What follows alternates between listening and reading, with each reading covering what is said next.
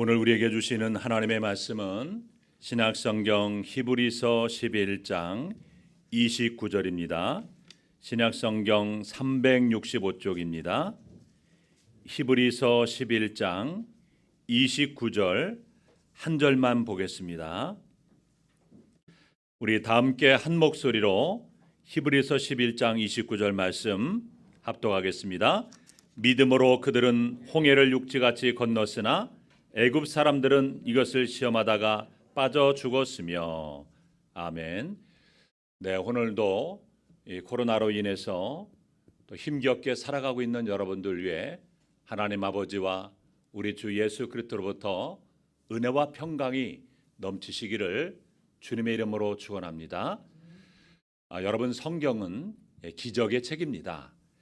그래서 하나님께서 행하신 이 기적들이 가득합니다. 그래서 성경은요, 이 처음부터 기적으로 시작이 되고 또 내용도 보면 대부분이 또 기적의 사건들을 많이 기록하고 있습니다. 그리고 성경의 마지막 부분도 보게 되면 예수님의 재림과 또 믿는 자의 천국에 대해서 기록을 하고 있습니다. 그래서 우리가 믿는 하나님은요, 우리가 이해할 수 없고 또 상상할 수도 없는 놀라운 기적들을 행하시는 분이십니다. 자, 그런데 여러분, 이 성경의 기적은 어떻게 해서 일어나고 있습니까? 성경의 기적이 일어날 때는요, 분명한 원인이 있습니다. 그 원인이 무엇일까요? 바로 한 가지, 믿음을 통해서 하나님의 기적이 일어난다는 사실입니다. 그러므로 하나님의 기적을 체험하려면 믿음이 있어야 됩니다. 그래서 믿음을 통해서 하나님의 역사가 기적이 일어나게 되는 것입니다. 그래서 오늘 본문의 말씀도 보면 믿음으로 홍해 바다를 육지같이 건너갔던 이스라엘 백성들의 믿음에 관한 내용입니다. 여러분, 이스라엘 백성들이 드디어 이제 애굽 땅에서 나올 때 대열을 지어서 나왔습니다. 하나님은 그런데 이스라엘 백성들을요, 가깝고 평안한 길이 아닌 멀고 위험한 홍해의 광야길로 이스라엘 백성들을 인도하셨습니다. 그래서 이스라엘 백성들이 숫곳을 떠나서 에담에 진을 쳤습니다. 그래서 여호와께서는 그 이스라엘 백성들을 위해서 낮에는 구름 기둥, 밤에는 불 기둥으로 그들을 보호하셨습니다. 하나님의 인도를 따라 이스라엘 백성들은 믹돌 바다 사이에 비하히로답 그 바알스본 맞은편 바닷가에 장막을 치게 됩니다. 여기에서 믹돌이라는 말은요, 이 망대라는 곳입니다. 그러니까 이 높은 이 망대를 말하는 것입니다. 자, 그러니까 이 홍해 바다와 그리고 높은 망대가 세워진 이 절벽 사이에다가 이스라엘 백성들이 진을 쳤던 것입니다. 여러분, 이스라엘 백성들이 지금 어떤 상황 가운데 처해 있는 것입니까? 그들 앞에는요, 홍해 바다가 가로막혀 있고 또 옆에는요, 높은 절벽이 가로막혀 있는 곳입니다. 그러니까 이 광야 끝입니다. 자, 거기다가 지금 뒤에는 바로의 군대가 추격해 오고 있었습니다. 그래서 이스라엘 백성들은 꼼짝없이 갇히게 되었습니다. 그래서 이것을 보고 바로는 출애굽기 14장 3절에 보면 이스라엘이 광야에 갇힌 바 되었다라고 그렇게 말했습니다. 여러분, 이 바로 왕은요, 이스라엘 백성들이 애굽을 떠나가는 것을 보면서 너무나 분한 마음이 가득했습니다. 자, 그런데 이스라엘 백성들이 이 광야에 갇힌 것을 보고는 생각이 싹 달라졌습니다. 그래서 바로는 이 기회를 절대로 놓칠 수 없다라고 생각해서 600대의 전차와 애굽의 모든 병거를 동원하고 모든 지휘관들을 소집한 후에 자신이 직접 그 군대를 이끌고 이스라엘을 추격하기 시작했습니다. 자, 그래서 지금 이스라엘 백성들은 어떤 상황에 처하고 말았습니까? 완전히 진퇴양난의 위기에 빠졌습니다. 앞에는 시퍼런 홍해 바다가 그들의 앞을 가로막고 있었고, 옆에는 커다란 절벽이 가로막고 있고, 뒤에는 애굽의 강력한 군대가 지금 그들을 추격해 오고 있었습니다. 자, 이때 이스라엘 백성들의 반응이 어떻게 나타났을까요? 여러분, 이스라엘 백성들이 처음에 보였던 반응은요, 믿음의 반응이 아니었습니다. 자, 그들은요, 처음에는 불신앙적인 반응을 나타냈습니다. 자, 우리는 여기에서요, 이스라엘 백성들의 불신앙을 비판하자는 것이 아니라, 자, 어떻게 그들이 이 불신앙을 박차고 일어나 믿음으로 홍해 바다를 건넜는가, 이것을 살펴보고자 하는 것입니다. 이스라엘 백성들이 광야에 갇히게 되었을 때 그들이 어떻게 했습니까? 그들의 불신앙적인 모습을 몇 가지로 살펴보면, 첫째, 그들은요, 눈으로 애굽 군대만을 보고 완전히 두려움에 사로잡혔습니다. 출애굽기 14장 10절 말씀 보면, 바로가 가까이 올 때에 이스라엘 자손이 눈을 들어 본즉 애굽 사람들이 자기들 뒤에 이른 것을 보았다라고 말했습니다. 자, 그들은 눈을 들어 보니까 애굽의 군대가 자기들 뒤에 이른 것을 분명히 보았습니다. 지금 그들의 처한 상황이 얼마나 심각한 상황인가를 똑똑히 보았다는 것입니다. 여러분, 이스라엘 백성들은요, 지금 무엇만 보았습니까? 애굽의 군대만을 보았습니다. 다른 것은 하나도 보이지 않고 애굽의 군대만 보였습니다. 그들을 온전히 지배하시고 그 모든 환경과 역사를 다스리시는 하나님이 보이지 않았습니다. 그래서 그들은 순식간에 두려움이 그들을 완전히 잠식해 버렸습니다. 자, 그러나 이때 모세는 어떻게 반응했을까요? 그는 위기 가운데서도 바로의 군대만 보지 않았습니다.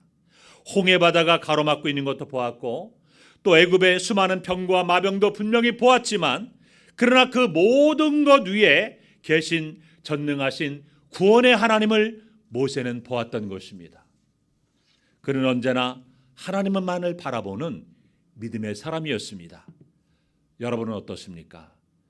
여러분, 우리는 환경만을 보고 말하는 사람입니까? 우리가 처한 상황만을 보고 말하고 행동합니까? 자, 그렇다면 여러분, 세상 말로 그 사람은요, 대단히 합리적인 사람이라고 말할 수가 있습니다. 자, 그러나 믿음의 사람이라고 말할 수는 없습니다. 진정한 믿음의 사람은 항상 이 모든 것 위에 더하여 하나님을 보는 그런 사람인 것입니다. 그래서 그는 언제나 판단하고 그리고 말하기 전에 하나님을 먼저 바라봅니다. 그것이 진정한 믿음의 사람인 것입니다. 출애굽기 14장 8절 하반절에 보면, 바로가 이스라엘 자손의 뒤를 따르니 이스라엘 자손이 담대히 나갔다라고 했습니다. 여러분, 그들이 하나님께 시선을 온통 고정했을 때는 어려움과 적들의 추격과 고통과 아픔이 있었지만 담대하게 나아갔습니다. 자, 그러나 하나님께 대한 시선을 잃어버리는 순간 그들의 마음이 완전히 두려움에 사로잡히고 말았습니다. 그러므로 여러분, 우리가 인생에 수많은 어려움 가운데 처했을 때 우리는 모세처럼 행동해야 됩니다. 물론 우리가 인간인지라 사람도 보고 환경도 봐야 하지만 그 마지막에 언제나 모든 것을 지배하시고 그리고 다스리시는 그 전능하신 하나님을 볼 수 있는 이러한 믿음의 눈이 우리에게 있어야 한다는 것입니다. 그래야만 우리가 두려움에 사로잡히지 않고 믿음으로 용기를 걷고 인생의 어려움을 하나님의 기회로 만들 수가 있는 것입니다. 자, 그런데 믿음 없는 사람들은요, 언제나 여기에서 실패합니다.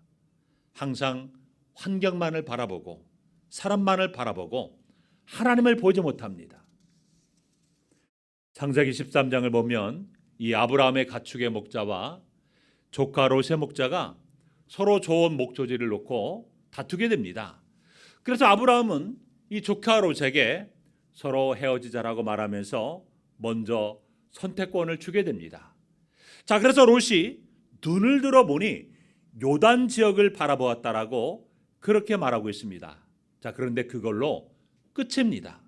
롯은요, 그 이상을 보지 못했어요. 가장 중요한 하나님을 보지 못했습니다. 하나님과의 관계를 고려하지 않았습니다. 그것이 그의 인생의 실패로 떨어지는 첫걸음이 되고 말았습니다. 여러분, 인생의 중요한 순간에 눈을 들어 우리는 하나님을 바라봐야 됩니다. 그래서 우리가 이사를 갈 때도 환경도 봐야 되고 또 직장을 선택할 때도 우리가 월급도 따져봐야 되고 또 결혼할 때도 뭐 얼굴도 봐야 하겠지만 우리는 그 이상을 볼 수 있는 믿음의 눈이 있어야 된다는 것입니다. 그래서 이곳에 이사하면 내가 하나님을 섬기는데 아무런 문제가 없을까? 내가 이 사람과 결혼하면 하나님을 섬기는데 어려움이 없겠는가를 체크해 봐야 한다는 것입니다. 이것을 무시하게 되면 절대로 그 인생은 실패할 수밖에 없다는 사실을 알아야 됩니다. 여러분, 우리는 모든 환경 속에서 항상 하나님만을 바라보고 있어야 됩니다. 항상 우린 주바라기가 되어야 됩니다. 여러분, 해바라기가 항상 하늘을 바라보듯이, 해를 바라보듯이 여러분, 우리도 항상 하나님을 바라보는 주바라기가 되어야 됩니다. 두 번째로 이스라엘 백성들이 또 어떤 불신앙적인 반응을 나타냈습니까? 원망하고 하나님께 잠시나마 부르짖었습니다. 출애굽기 14장 10절 하반절에 보면 그들이 심히 두려워하여 여호와께 부르짖었다고 했습니다. 자, 여기에서 이 부르짖었다는 이 말씀은요, 그들이 믿음으로 기도했다는 말이 아닙니다. 자, 여러분, 이것은요 불신앙의 아우성입니다. 여러분, 여기에서 이스라엘 백성들의 부르짖음은 절망과 불평에서 쏟아져 나온 것입니다. 여러분, 사람이요 극한 상황을 만나면 막 소리 지르고 아우성을 치잖아요. 그러니까 그런 모습과 같다는 겁니다. 그들도 여러분 그러했습니다. 그들은 두려움에 휩싸인 나머지 절망 속에서 수많은 원망 섞인 말로 하나님께 잠시나마 부르짖었습니다. 자, 그러나 그것은 엄밀히 말하면 기도가 아니에요. 그냥 탄식입니다. 여러분, 이것은요 누구나 할 수 있는 것입니다. 여러분, 안 믿는 사람들도 급하면 누구 찾아요? 하나님 찾습니다. 주여, 아이고 하나님, 하나님의 이름을 부릅니다. 여러분, 사람들은요 인생의 어려움을 만나면 누구나 기도합니다. 그래서 하나님께 부르짖습니다. 그래서 초신자도요 인생의 어려움을 만나면 하나님을 한두 번 반드시 찾습니다. 자, 그러나 그것은 대부분 진정한 의미에서 기도가 아닌 것입니다. 이것은 형식적인 기도에 불과한 것입니다. 자, 그래서 끝까지 참고 인내하며 기도하지 못합니다. 형식적으로 한두 번 기도해보고 일어납니다. 그리고 그 다음에 무엇합니까? 수많은 원망과 불평을 계속해서 쏟아냅니다. 여러분, 성경은 우리에게 말씀하고 있습니다. 의인의 간구는, 믿음의 간구는 역사하는 힘이 막 크다라고 했습니다. 자, 그러나 의심하는 자는 하나님께 응답받을 것을 기대하지 말라고 말씀합니다. 믿음의 기도가 병든 자를 구원하고, 또 믿음의 기도가 산을 옮기게 되고, 믿음의 기도가 하나님의 영광을 보며 또 사탄의 견고한진을 무너뜨리게 되는 것입니다. 자, 그러나 믿음 없는 기도는 그냥 몇 분 엎드려 형식적으로 탄식하며 원망 섞인 기도로 하나님을 한두 번 불러보는 기도는 절대로 하나님의 영광을 경험할 수가 없는 것입니다. 야고보서 1장 6절의 말씀 보면 믿음이 없는 이 형식적인 기도에 대해서 마치 바람에 밀려 요동하는 바닷물결 같더니 이런 사람은 무엇이든지 죽게 얻기를 생각하지 말라고 우리에게 말씀하고 있습니다. 여러분, 믿음으로 하는 기도는요 잠깐 엎드리라는 기도가 아닙니다. 응답이 될 때까지 끝까지 간구하는 기도인 것입니다. 여러분, 이스라엘 백성들과는 달리 모세의 기도는 어떠했습니까? 모세는요 백성들이 형식적으로 몇 번 울부짖고 일어나 원망하는 그러한 기도를 드리지 않았습니다. 그는 하나님 앞에 믿음으로 기도했습니다. 목숨을 걸고 기도했습니다. 여러분, 생각해 보세요. 얼마나 절박한 상황입니까? 앞에는 홍해바다가 그들의 앞을 가로막고 있고, 옆에는 커다란 절벽이 가로막고 있고, 뒤에는 애굽의 군대가 추격해 오고 있는 이 상황에서 얼마나 절박합니까? 모세는 이 절박한 상황에서 하나님 앞에 목숨을 걸고 생명을 내걸고 부르짖어 기도하고 있습니다. 그러자 하나님께서 이런 말씀을 하십니다. 너는 어찌하여 내게 부르짖느냐? 이제 일어나라는 말씀인 것입니다. 내 기도를 내가 들었다는 말씀인 것입니다. 여러분, 우리가 인생에 수많은 어려움이 있을 때 이스라엘 백성들처럼 그냥 형식적으로 부르짖는 사람들이 아니라 모세처럼 최후의 순간까지 하나님의 영광을 경험할 때까지 끝까지 엎드려 부르짖는 이러한 기도의 사람들이 다 되시기를 주님의 이름으로 축원합니다. 세 번째로 또 이스라엘 백성들의 불신앙의 모습은요, 이제 하나님과 모세를 원망하기 시작했습니다. 자, 그들은 잠시 한두 번 부르짖다가요, 이러나 무엇을 했냐면 하나님과 모세를 원망하기 시작했어요. 자, 그들은 하나님께서 그들을 광야에서 죽게 하기 위하여 애굽에서 우리를 이끌어 내었다라고 그렇게 탄식했습니다. 아니, 애굽에 매장지가 없어서 당신이 우리를 애굽에서 이끌어내어 이 광야에서 죽게 하느냐? 모세를 향해서 원망과 갖은 불평을 다 쏟아냈습니다. 여러분, 이 원망과 불평은요, 어디에서 나오는 것일까요? 불평에서 나오는 것입니다. 불신앙에서 나오는 것입니다. 그래서 원망과 불평은요, 우리의 믿음을 약화시킵니다. 그리고 다른 사람의 신앙까지도요, 막 흔들리게 만들어 버립니다. 그리고 하나님의 풍성한 자비와 능력과 은총이 우리에게 임하는 것을 가로막는 것입니다. 민수기 14장 22절 말씀에 보면 하나님께서 이스라엘 백성들이 광야 생활을 할 때에 10번이나 하나님을 시험했다라고 말했거든요.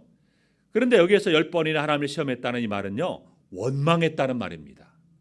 여기서 10번이라는요, 10번이라는 이 숫자는요, 그냥 단순하게 10회 이것을 의미하는 것이 아니라 계속해서 시도 때도 없이 원망했다는 겁니다. 자, 그들은 조금만 어려움을 만나면 하나님께 기도하고 찬양한 것이 아니라 하나님과 모세를 향해서 원망하고 또 불평했습니다.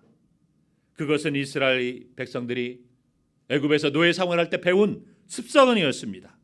이 악한 습관이 그들의 축복과 또 승리의 땅으로 가는 길을 가로막았던 것입니다.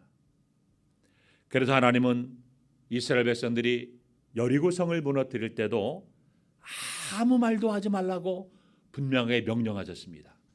여러분, 이스라엘 백성들이 여리고성을 계속해서 매일마다 돌 때 여러분, 그들에게 아무런 말도 하지 말라, 이런 명령을 내리지 않았다면 여러분, 이스라엘 백성들이 돌면서 무슨 말을 했겠습니까? 아니, 이렇게 성을 돈다고 이 견고한 철옹성과 같은 여리고성이 무너질까? 여러분, 얼마나 불신앙적인 그런 말들을 쏟아냈을까요? 그래서 하나님은 그들에게 그 입을 닫으라고 말씀하셨습니다. 여러분, 구원받은 이스라엘 백성들은 항상 믿음으로 기도하며 찬양할 때 오히려 하나님과 모세를 원망하고 불평함으로 그들의 불신앙을 드러냈습니다. 여러분은 그 어떤 인생의 어려움을 만난다 할지라도 그 어려움 속에서 하나님이 함께 계심을 믿고 믿음으로 찬양하고 감사하고 또 하나님의 음성에 귀를 기울이는 여러분들 되시기를 주님의 이름으로 축원합니다. 자, 여러분, 이렇게 이스라엘 백성들이 광야에 갇혔을 때에 처음에 보였던 반응은요, 온통 불신앙적인 그런 모습이었습니다. 그럼에도 불구하고 처음에 그들은 불신앙적인 모습이었지만 그러나 그들은 결국에는 믿음으로 홍해바다를 육지같이 건넜다는 이 놀라운 사실 앞에 우리는 집중해야 된다는 것입니다. 여러분, 이때 하나님의 사람 모세가 이스라엘 백성들에게 불신앙으로 가득한 그들에게 어떤 메시지를 선포했을까요? 첫째로 두려워 말고 가만히 서라고 했습니다. 모세는 이스라엘 백성들에게 제일 먼저 너희는 두려워 말고 가만히 서라고 했습니다. 여러분, 우리가 인생의 커다란 위기와 어려움 가운데 처했을 때 제일 먼저 해야 될 일이 뭐냐면요, 이 두려움을 물리쳐야 됩니다. 여러분, 많은 사람들이요, 이 코로나 앞에서 제일 먼저 호소하는 것이 뭔지 아십니까? 무기력함과 두려움이에요. 그냥 삶이 무기력하다는 거예요. 그리고 너무나 가슴이 답답하고 코로나에 바이러스에 내가 감염되면 죽으면 어떻게 하나, 이런 두려움이 가장 먼저 엄습해 온다는 겁니다. 여러분, 우리 안에 이런 코로나에 대한 두려움을 몰아내야 됩니다. 여러분, 사람이 두려움에 까지면요, 하나님이 눈에 보일까? 안 보여요. 하나님이 안 보입니다. 그리고 하나님의 음성도 들리지 않습니다. 그리고 하나님의 손길도 보이지 않습니다. 그리고 믿음의 능력을 발휘할 수가 없습니다. 자, 그러므로 가장 중요한 것은 마음속에 가득한 이 두려움을 우리가 다 몰아내는 작업을 해야 됩니다. 그리고 가만히 서야 됩니다. 여러분, 모세는 너희는 두려워 말고 가만히 서라고 했습니다. 출애굽기 14장 14절에도 보면 여호와께서 너희를 위하여 싸우시리니 너희는 가만히 있을지니라. 여러분, 도저히 소망이 보이지 않는 상황에서도 잠잠히 하나님만을 신뢰할 것을 명령했습니다. 절망이 있는 곳에서 하나님을 신뢰하고 바로의 군대가 아닌 구원의 하나님을 바라보고 하나님께 온통 시선을 집중할 것을 말씀하고 있습니다. 우왕좌왕하지 말고 함부로 말하지 말고 두려워 혼미백산하지 말고 너희 하나님께서 너희 가운데 계시니 마음을 잠잠하게 하고 온통 하나님께 시선을 집중하라는 말씀인 것입니다. 그리할 때 하나님께서 너희를 위해서 대신 싸워 주시겠다라고 말씀하고 있습니다. 여러분, 감리교의 창시자인 요한 웨슬레는 1735년 그의 나이 32살 때 미국의 조지아 지방으로 선교하기 위해서 미국행 여객선에 올랐습니다. 그런데 이 웨슬레 일행을 태운 그 배가 대서양을 건너는 도중에 거센 폭풍과 파도를 만나서 배가 심하게 흔들리고 모든 사람들이 죽겠다라고 아우성을 쳤습니다. 그런데 그런 위기의 순간에도 흔들리는 배가 배 한가운데서 침착하게 조연한 모습으로 찬송과 기도로 예배드리는 이 모라비안 교도들의 모습을 바라보면서 요한 웨슬레는 상당한 충격을 받았습니다. 왜냐하면 거센 폭풍우 속에서도 전혀 놀라지 않고 조연하게 찬송하고 또 기도하는 모습으로 앉아있는 그 모라비안 교도들의 모습 속에서 신비한 감동을 받고 또 한편으로는 의문을 갖게 되었습니다. 그래서 요한 웨슬레가 그들에게 질문했습니다. 당신들은 무섭지 않습니까? 우리는 전혀 두렵지 않습니다. 당신의 아이들도 두려워하지 않습니까? 우리의 아이들도 두려워하지 않습니다. 자, 이런 모습에서 웨슬레는 상당한 충격을 받았습니다. 그들의 찬양하는 모습이 너무나도 평화로웠기 때문입니다. 그들은 죽음 앞에서도 요동하지 않고 하나님을 바라보며 그분을 신뢰하며 찬양을 드리고 있었습니다. 너무나 충격적인 모습이었습니다. 여러분, 그것이 바로 가만히 서는 것입니다. 여러분, 내 인생에 수많은 어려움이 찾아올 때 천지를 만드신 하나님이 여기 계십니다. 그러므로 우리도 잠잠히 하나님만을 신뢰하고 바라보시기 바랍니다. 코로나가 아무리 창궐하여 여러분의 삶을 위협한다 할지라도 잠잠히 하나님만을 바라보며 하나님께서 함께 하시고 우리를 구원하시고 우리의 일을 건지시는 능력의 하나님을 바라보시기 바랍니다. 하나님의 인자와 구원한 능력과 자비를 갈망하며 기다리시기를 주님의 이름으로 축원합니다. 두 번째로 모세는 이스라엘 백성들에게 여호와의 구원을 보라고 선포하고 있습니다. 너희는 두려워하지 말고 가만히 서서 여호와께서 오늘 너희를 위하여 행하시는 구원을 보라. 출애굽기 14장 14절 말씀에도 보면 여호와께서 너희를 위하여 싸우시리니 너희는 가만히 있을지니라. 너희는 여호와의 구원을 보라. 여호와께서 싸우시리니 너희는 가만히 있으라는 말씀은 모두 하나님의 크신 구원을 기대하라는 말씀인 것입니다. 이런 위기와 곤경 속에서 하나님은 어떻게 역사하시는가를 기대를 가지고 믿음으로 지금 보라는 것입니다. 여러분, 위기라고 하는 것은요, 하나님께서 역사하시는 기회라는 사실을 우리는 알아야 됩니다. 그러므로 우리가 인생의 수많은 어려움을 만나게 되면 잠잠히 하나님만을 신뢰하시기 바랍니다. 하나님의 이 가운데서 어떻게 역사하시는가를 살펴보시기 바랍니다. 기대하시기 바랍니다. 하나님은 언제나 하나님을 기대하는 곳에서 역사하시는 하나님이신 것입니다. 여러분, 하나님은 전지전능하신 분이십니다. 아무런 길이 없어도 하나님께는요, 길이 있습니다. 하나님은 눈에 보이지 않는 한 길을 바닷속에 두셨습니다.